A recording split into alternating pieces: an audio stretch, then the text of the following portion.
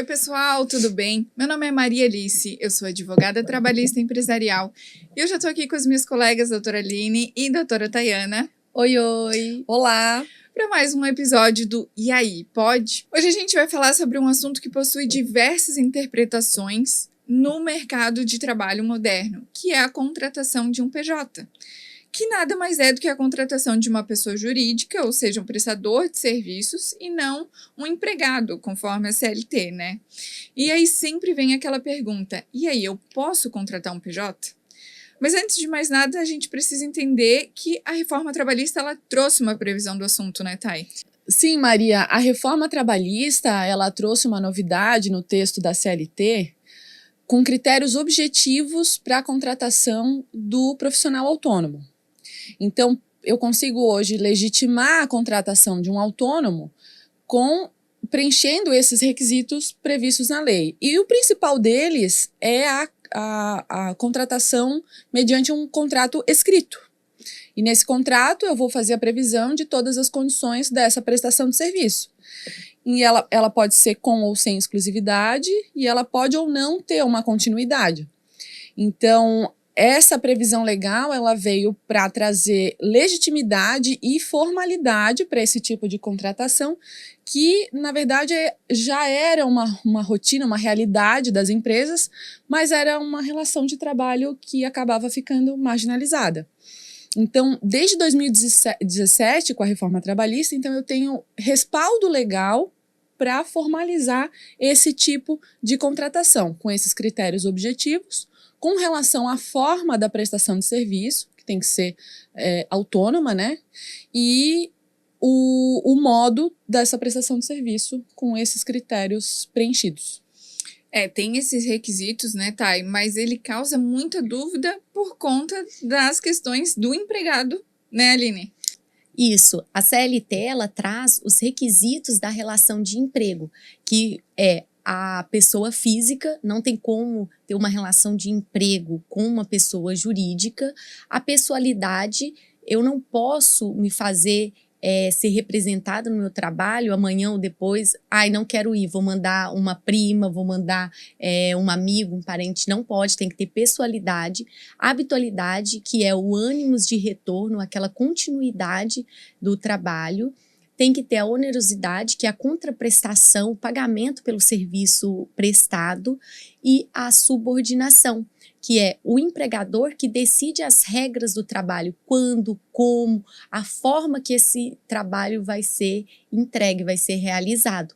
Mas também não podemos esquecer que, havendo um contrato PJ, do princípio da primazia da realidade, quando tem esse contrato, tem que ser verificado. De fato, no que acontece ali na realidade, é um contrato, uma prestação de serviço autônoma ou preenche os requisitos da relação de emprego.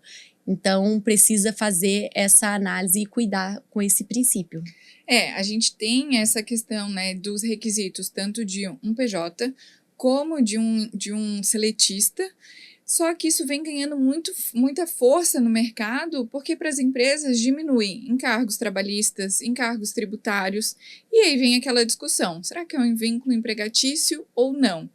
Mas a gente também tem que lembrar que um contrato de PJ, muitas vezes é realmente um contrato de PJ, porque essa pessoa tem autonomia, tem flexibilidade, ele consegue trabalhar em outras empresas, aumentar a sua renda. Então, realmente é um contrato de PJ, né? É isso que a gente precisa ter em mente. E, claro, deixar, como a Thay comentou ali no início, ter um contrato muito bem redigido, com um escopo, com prazos, com valores, se isso realmente caracterizar e se for, como a Aline também mencionou a primazia ali da realidade, um contrato de PJ. Mas a gente também precisa entender o que o judiciário fala a respeito do assunto, né, Thay? É verdade. A Justiça do Trabalho, ela combate fortemente a pejotização irregular, né? Então, ela acaba reconhecendo o vínculo empregatício. Embora eu tenha formalizado um contrato de prestação de serviço autônomo, se o modo de execução dessa prestação de serviço não é compatível, né? Fica evidente que não há os requisitos do autônomo, consequentemente, a Justiça do Trabalho acaba reconhecendo o vínculo empregatício nessas ocasiões.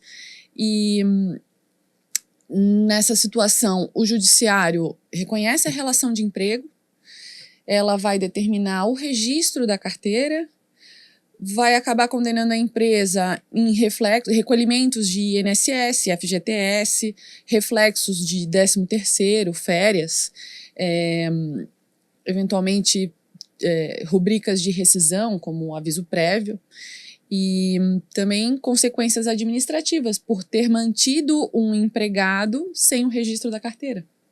O que acaba gerando muita insegurança jurídica também, né, Aline? O grande X da questão de tudo que a gente falou aqui é a insegurança jurídica, justamente pelo termo da subordinação, um dos requisitos, ser tratado de uma forma muito subjetiva. Então, isso traz diversas interpretações nos tribunais.